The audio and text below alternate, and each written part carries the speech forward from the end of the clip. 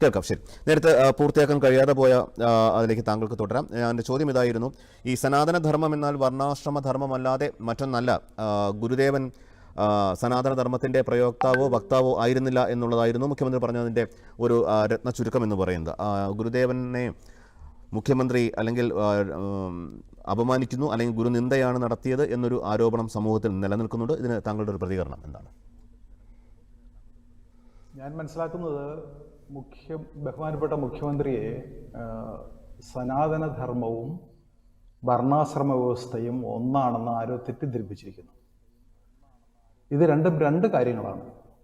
ഒരു വൈചാരിക സംഘടനയുടെ പ്രവർത്തകൻ എന്ന നിലയിൽ എനിക്ക് ഈ ആശയത്തെ ചർച്ച ചെയ്യാനാണ് താല്പര്യം. ഇതിൻ്റെ രാഷ്ട്രീയ ലക്ഷ്യങ്ങൾ പലതുണ്ടാവും. ആ രാഷ്ട്രീയ ലക്ഷ്യങ്ങളെക്കുറിച്ച് ഇവിടെ സംസാരിച്ചു കഴിഞ്ഞു. പക്ഷെ സനാതനധർമ്മം എന്താണ് എന്ന് വിശദീകരിക്കുകയും അത് വർണ്ണാശ്രമ വ്യവസ്ഥയുമായി എങ്ങനെ ബന്ധപ്പെടാതിരിക്കുന്നു അല്ലെങ്കിൽ ഏതൊക്കെ നിലയിൽ മാത്രം ബന്ധപ്പെടുന്നു എന്ന കാര്യം മനസ്സിലാക്കുക എന്നത് ഏറ്റവും പ്രധാനപ്പെട്ട ഒരു കാര്യമാണ്. വർണ്ണാശ്രമ ധർമ്മം പ്രധാനപ്പെട്ട ഒരു കാര്യം തന്നെയാണ്. പക്ഷെ അത് ജാതി വ്യവസ്ഥയുമായി കൂട്ടിക്കെട്ടിയ തരത്തിലാണ് വിമർശനങ്ങൾ വന്നുകൊണ്ടിരിക്കുന്നത്. സനാതനധർമ്മം അങ്ങനെയല്ല. സനാതനധർമ്മം ജീവിതത്തിൻ്റെ സമ്പൂർണമായ ലക്ഷ്യപ്രാപ്തിക്ക് വേണ്ടിയുള്ള സൃഷ്ടിക്കപ്പെട്ട സർവചരാചരങ്ങളും ജീവജാലങ്ങളും അനുഷ്ഠിക്കേണ്ടുന്ന കടമകളാണ്. അതാണ് സനാതനധർമ്മം. അതിന് വർണ്ണവ്യവസ്ഥയോ ജാതിയോ ഒന്നുമായി ബന്ധമില്ല. സൃഷ്ടിക്കപ്പെട്ട എല്ലാത്തിനും അതിൻ്റെതായ ധർമ്മം അനുഷ്ഠിക്കാനുണ്ട്. സനാതനം എന്ന വാക്ക് തന്നെ എല്ലാ കാലത്തേക്കും നിലനിൽക്കുന്നത് എന്നാണ്.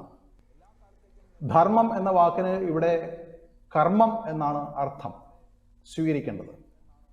സസ്യങ്ങൾക്ക് സസ്യങ്ങളുടേതായ സനാതനധർമ്മമുണ്ട്, മൃഗങ്ങൾക്ക് മൃഗങ്ങളുടെ സനാതനധർമ്മമുണ്ട്, ഭൂമിക്ക് സനാതനധർമ്മമുണ്ട്, സ്വന്തമായി മനുഷ്യർക്ക് സനാതനധർമ്മമുണ്ട്. ഇതെല്ലാം ഒരേ തരത്തിൽ ഒരേ താളത്തിൽ സമൃദ്ധമായും സംഗീതാത്മകമായും പ്രവർത്തിച്ചാൽ മാത്രമേ ഭൂമിയിലെ ജീവിതം ഭൂമിയിലെ ജീവിതം മനുഷ്യരുടെ മാത്രമല്ല എല്ലാത്തിൻ്റെയും ജീവിതം ആഹ്ലാദപൂർണമാക്കാൻ പറ്റുകയുള്ളൂ. അത് ഭാരതത്തിലെ വ്യക്തികൾക്ക് മാത്രം ബാധകമായ ഒന്നല്ല, പ്രപഞ്ചത്തിലെ മുഴുവൻ ജീവജാലങ്ങൾക്കും ഒരേപോലെ ബാധകമായ ഒന്നാണ് ഈ സനാതനധർമ്മം എന്ന് പറയുന്നത്. മനുഷ്യര് അവരുടെ വികൃതി കൊണ്ട് പലപ്പോഴും അത് അനുഷ്ഠിക്കുന്ന കാര്യത്തിൽ വീഴ്ച വരുത്തുകയും പ്രപഞ്ചത്തിന്റെ പലവിധത്തിലുള്ള താളം തെറ്റിപ്പോവുകയും ചെയ്യുന്നുണ്ടെന്നുള്ളത് സത്യമാണ്. ഭൂമി അതിന്റെ ഒരു ഉദാഹരണം പറഞ്ഞാൽ, ഭൂമി അതിന്റെ ഗുരുത്വാകർഷണ ശക്തി അതിന്റെ സനാതനധർമ്മമായി അനുഷ്ഠിച്ചുകൊണ്ടേയിരിക്കുകയാണ്. ഞാൻ ഇത്രയും നാള് സനാതനധർമ്മം അനുഷ്ഠിച്ചുകൊണ്ട് അല്ലെങ്കിൽ ഭൂമിയുടെ ഗുരുത്വാകർഷണ ശക്തി ഞാൻ കുറച്ച് ദിവസത്തേക്ക് നിർത്തിവെക്കുകയാണ് എന്ന് ഭൂമി വിചാരിച്ചാൽ മനുഷ്യന്റെയും ഭൂമിയുടെയും പ്രപഞ്ചത്തിന്റെയും അവസ്ഥ എന്തായിരിക്കും? സസ്യജാലങ്ങൾ അവരുടെ സനാതനധർമ്മം എന്ന് പറയുന്നത് അവയെ ഓക്സിജൻ പുറത്തേക്ക് വിട്ടിട്ട് കാർബൺ ഡൈ ഓക്സൈഡ് സ്വീകരിക്കുന്നു എന്നതാണ്.